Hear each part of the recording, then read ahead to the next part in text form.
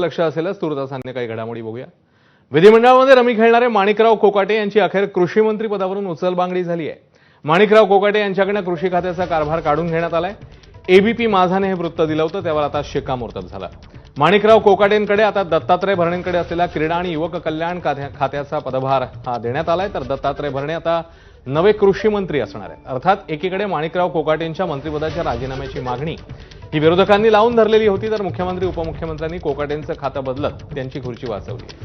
मात्र झालेला खातेबदल हाही कोकाटेंना एक मोठा इशारा आहे असं मानलं जातं।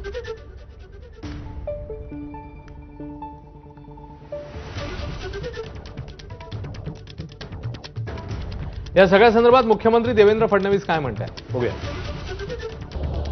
अजितदादा पवार आणि आमचे दुसरे उपमुख्यमंत्री एकनाथराव शिंदे आम्ही सगळ्यांनी चर्चा केली आणि चर्चेअंती हा निर्णय घेतलेला आहे आणि म्हणून त्यांचं खातं हे बदललेलं आहे, त्यांना दुसरं खातं दिलं आहे।